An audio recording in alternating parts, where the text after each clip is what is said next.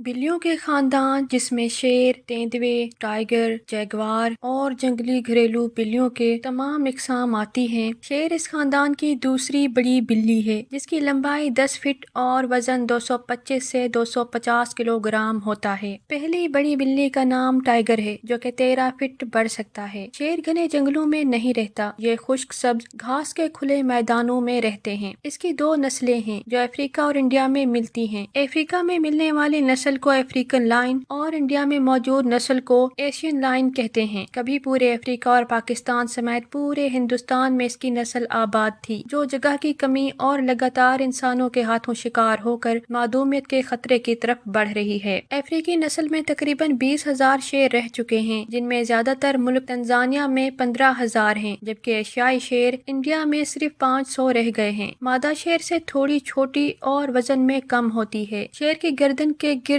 گہرے سنہری اور بھورے بال ہوتے ہیں۔ یہ ایک تو اس کی گردن کی دوسرے شیروں سے حملے کے دوران حفاظت کرتے ہیں تاکہ وہ گردن دبا کر سانس نہ بند کریں۔ دوسرا، جس شیر کے بال زیادہ گھنے اور گہرے رنگ کے ہوں گے وہی سب سے زیادہ صحت مند اور بہادر ہوگا۔ شیر کے دم کے آخری حصے پر بھی بہت سے بال ہوتے ہیں۔ شیر کے منہ کے سامنے چھوٹے دانت ہڈی سے بوٹی اتارنے کے لیے اور بچوں کو اٹھانے کے لیے ہوتے ہیں۔ دو لمبے نوکیلے دانت شکار کے لیے اور پچھلے دانت گوشت چبانے کے لیے ہوتے ہیں، جبکہ زبان انتہائی کھردری ہوتی ہے۔ شیر کی دھاڑ بہت اونچی ہوتی ہے جسے 8 کلومیٹر دور سے سنا جا سکتا ہے۔ عام طور پر مادہ شیر ہی شکار کرتی ہے اور شکار کرنے کے بعد شیر کو بلاتی ہے اور شیر سب سے پہلے کھانا کھاتا ہے۔ شیر ایک رات کو شکار کرنے والا جانور ہے۔ شکار کے لیے بہت ساری مادائیں مل کر حملہ آور ہوتی ہیں۔ اس دوران شیر اپنے گھر میں بچوں کی دیکھ بھال کرتا ہے۔ شیر اپنی سوشل لائف کے لیے بہت مشہور ہیں۔ یہ واحد بلیوں کا خاندان ہے جو گروہ بنا کر رہتا ہے۔ ایک گروہ میں 10 سے 50 شیر ہو سکتے ہیں، جن میں کچھ نر، زیادہ مادہ اور بچے ہوتے ہیں۔ شیر 2 سال میں ایک بار بچے دیتے ہیں۔ مادہ تقریباً 4 مہینوں بعد 2 سے 6 بچے دیتی ہے۔ مادائیں ایک ہی وقت میں حاملہ ہوتی ہیں اور بچے دیتی ہیں تاکہ گروہ بنا رہے۔ یہ ایک دوسرے کے بچوں کو دودھ بھی پلا دیتی ہیں اور حفاظت بھی کرتی ہیں۔ 3 سال تک بچے مکمل جوان ہو جاتے ہیں، جنہیں بعض اوقات اپنے گروہ سے نکال دیا جاتا ہے تاکہ وہ دوسرے گروہ بنائیں۔ شیر ایک دوسرے سے گلے ملتے ہیں تاکہ ایک دوسرے کو اپنی خوشبو لگا سکیں۔ اس طرح وہ اپنے گروہ کی پہچان رکھتے ہیں۔ ایک دوسرے گروہ کے شیر کے پاس سے گزریں تو لڑائی ہو جاتی ہے۔ جن نر شیروں کو باہر نکالا گیا ہو وہ جب بھی کسی دوسرے گروہ میں جائیں تو وہاں کے شیروں سے مقابلہ کر کے اپنی طاقت منواتے ہیں۔ اگر وہ ان کے آگے ہار مان جائیں تو شیرنیاں ان کی ہو جاتی ہیں اور وہ اس گروہ میں موجود تمام بچوں کو مار ڈالتے ہیں تاکہ اپنی نسل کو آگے لے کر چلیں۔ شیر اکثر اپنی مادہ پر رعب جمانے کی کوشش کرتا ہے۔ اس جانور کا کوئی بھی شکاری نہیں ہے اور یہی بات شاید اسے اپنے علاقے کا بادشاہ بناتی ہے۔ البتہ شکار کرتے وقت اکثر اوقات یہ دوسرے جانوروں کی سینگوں کی زد میں آ کر، خصوصاً ہپو کے جبڑے کی زد میں آ کر زخمی ہو جاتے ہیں اور لگاتار خون نکلنے سے مر جاتے ہیں۔ لیکن جنگلات کے کٹاؤ نے شیروں سے ان کے مسکن چھین لیے اور ان کی نسل معدومیت کے خطرے سے دوچار ہے۔